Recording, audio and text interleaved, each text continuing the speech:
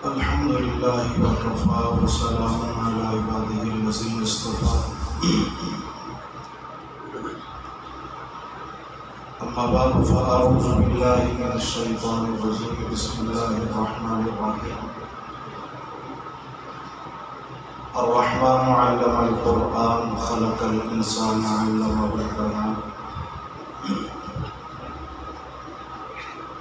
وقال النبي صلى الله عليه وسلم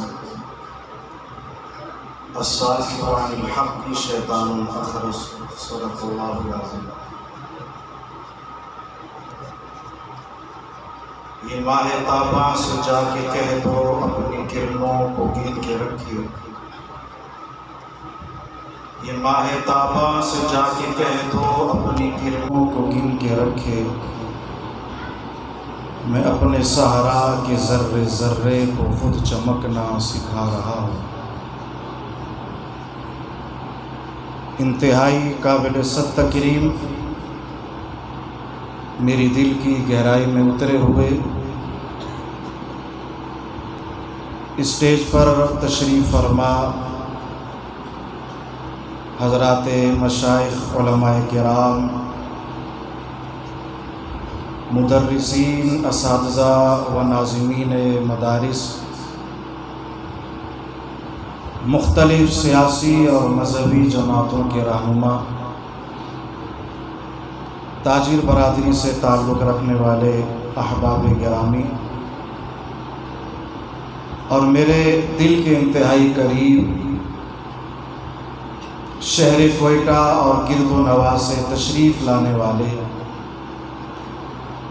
بزم ثابت بن قیس رضی اللہ تعالیٰ عنہ کے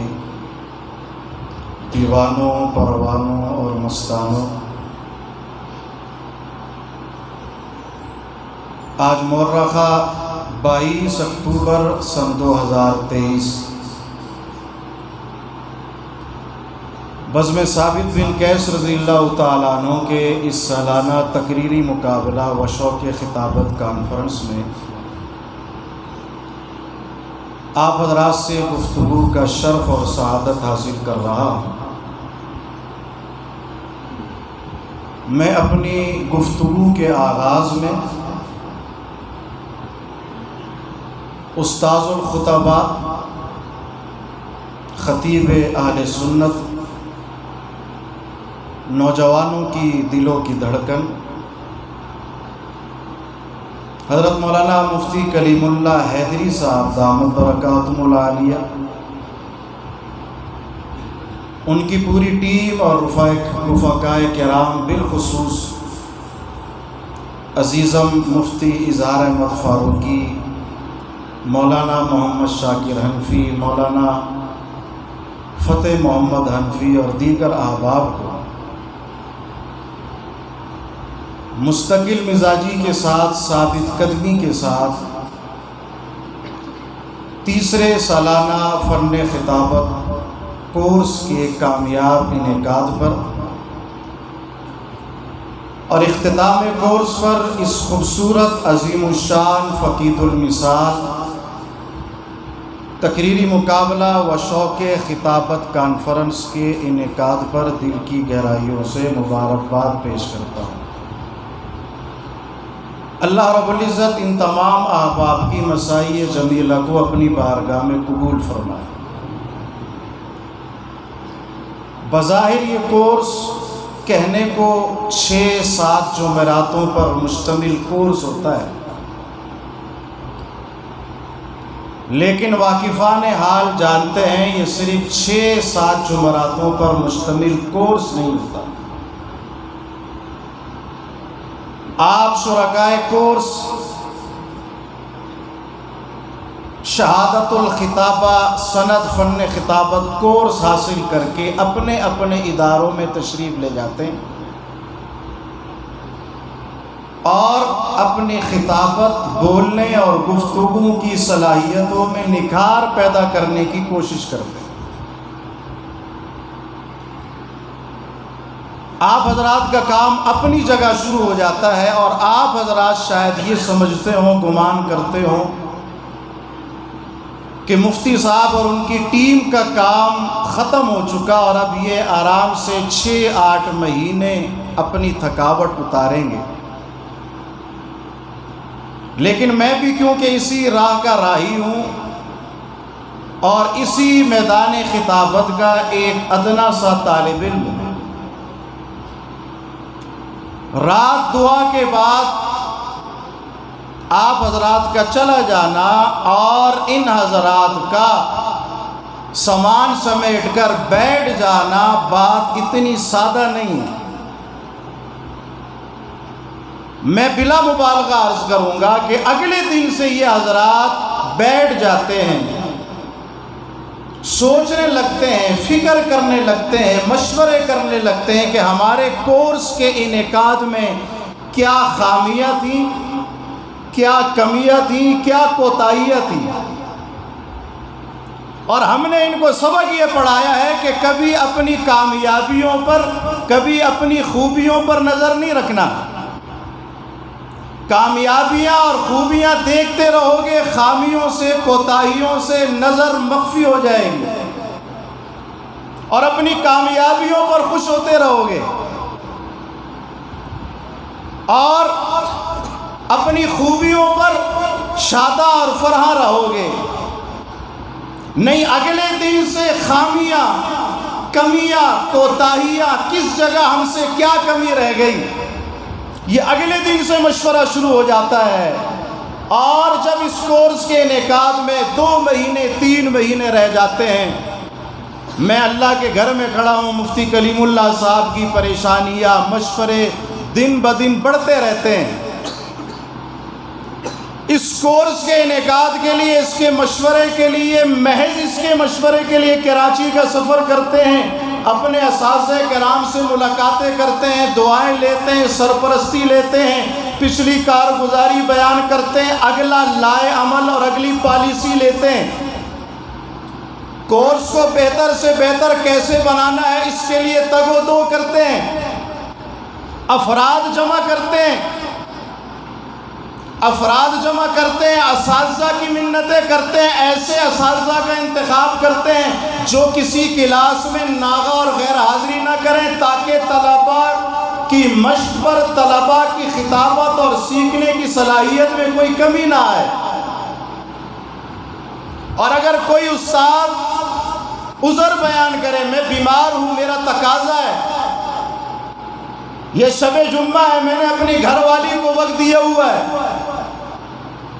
استعارے بھی سمجھتے ہو نا بھائی کوئٹہ والوں؟ ہاں جی، حضرت استاد مولانا منظور مینگل صاحب فرماتے ہیں نا کہ ہر بات کو واضح نہیں کر، بولنا کیسے ہے، بولنا کیسے ہے، اسے خطابت کہتے ہیں۔ کب بولنا ہے، کیا بولنا ہے، کیسا بولنا ہے، یہ دانشمندی ہے۔ بات سمجھ رہے ہو؟ بولنا سیکھ لینا، اعزاز خطابت اور نعمت خطابت کو استعمال کر لینا، برت لینا، یہ فن ہے۔ لیکن کب بولنا ہے اور کیا بولنا ہے، یہ دانشمندی ہے، یہ شعور ہے، اور اس کے لیے تربیت کی ضرورت ہوتی ہے۔ بولنا محض مشق سے آ جائے، لیکن کیا بولنا ہے اور کب بولنا ہے، اس کے لیے آدمی کو پسنا پڑتا ہے، جدوجہد کرنی پڑتی ہے، محنت کرنی پڑتی ہے۔ یہی وجہ ہے ہم اس بات کا مشاہدہ بھی کرتے ہیں، بڑے بڑے نامور خطیب، مقرر، واعظ کبھی گھٹنوں کے بل گر جاتے ہیں، کبھی منہ کے بل گر جاتے ہیں، کہ ان کو بولنا تو آ گیا، بولنے کا ڈھنگ اور سلیقہ تو آ گیا، لیکن کیا بولنا ہے، کیسے بولنا ہے اور کب بولنا ہے، اس کی مہارت، اس کی تربیت انہوں نے حاصل نہیں۔ بزم ثابت بن قیس ہو، بزم کلیانوی ہو، اس کی تمام شاخیں ہوں، ہماری محنت، ہماری جدوجہد ہماری کاوشوں کا محور اور مرکز یہ ہے کہ صرف بولنا نہیں سکھانا، صرف گفتگو کا سلیقہ اور ڈھنگ نہیں سکھانا، بلکہ کیا بولنا ہے، کب بولنا ہے، کیسے بولنا ہے، یہ ساری چیزیں ہم نے اپنے طلباء، اپنے شرکائے کورس، اپنے واعظین مقررین کو سکھانی ہے۔ اور میں دوسری بات آپ سے عرض کر رہا ہوں، یاد رکھو خطاب صرف بولنے کا نام نہیں ہے، خطاب صرف بولنے کا نام نہیں ہے، بلکہ خطابت بولنے کے ذریعے طوفان برپا کر دینے کا نام ہے۔ میں آخری بات کر رہا ہوں، استادی تشریف فرما ہے، تفصیلی خطاب استادی کا ہوگا، اور مولانا اظہار صاحب نے ابھی تک بتیاں لگائی ہوئی ہیں کہ اگر میرا ٹائم اوپر ہوا جو ہو رہا ہے تو انہوں نے لال بتی جلانی ہے، اور اگر ہم زیادہ وقت لیں تو پھر ہماری تربیت کہاں گئی؟ ہم تو یہی سکھاتے ہیں کہ بھائی جو وقت دیا گیا اس سے زیادہ نہیں لینا۔ اس لیے میں آخری بات عرض کر رہا ہوں کہ خطابت صرف بولنے کا نام نہیں ہے، خطابت طوفان برپا کر دینے کا نام ہے، خطابت اپنے جملوں اور لفظوں کے ذریعے روحوں کو مسخر کر دینے کا نام ہے، خطابت اپنے جملوں اور لفظوں کے ذریعے دلوں کو مسحور کر دینے کا نام ہے، خطابت صرف لفاظی اور لفظ کے ہیرا پھیرے نہیں کہا جاتا، جب آپ کو بولنے کا من کہا گیا، سلیقہ آ گیا، صحابہ کرام کا بھرا مجمع ہے، اور عمر جرار جیسا عظیم عبقری شخصیت والا انسان ہے جو تلوار لے کر نکلا ہوا ہے اور کہہ رہا ہے، کسی نے اگر کہا کہ محمد رسول اللہ دنیا سے چلے گئے ہیں، عمر کی تلوار ہوگی، اس کی گردن ہوگی، لیکن ذرا سوچنا، ذرا تصور کرنا، ذرا سیکھنا تو صحیح کہ خطابت صرف بولنے کا نام نہیں ہے، خطابت تو طوفان برپا کر دینے کا نام ہے، مسحور کر دینے کا نام ہے، مغلوب کر دینے کا نام ہے، طوفانوں کو ہٹا دینے کا نام ہے، طغیانوں کو ٹھنڈا کر دینے کا نام ہے۔ وہ خطیب تو تھا جو صحابہ کرام کی جماعت میں سب سے اول تھا، سب سے بڑا تھا، سب سے اول خطیب تھا، سب سے بڑا خطیب تھا، زبان و بیان کی صلاحیت رکھتا تھا، صحابہ میں طوفان رکھتا تھا، طغیانوں کی جوش تھا، جذبہ تھا، لیکن اس نے خطابت کو استعمال کیا اور صرف یہ کہا وما محمد الا رسول قد خلت من قبلہ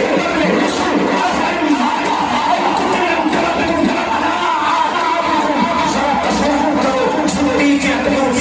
ان سارے خطابات کا خلاصہ ان آیات اور رسول کو لے آیا۔ عمر جیسا انسان جو تلوار لیے ہوا تھا، تلوار سوئی ہوئی تھی، اس کے طوفان اور جذبات کو ٹھنڈا کر دیا۔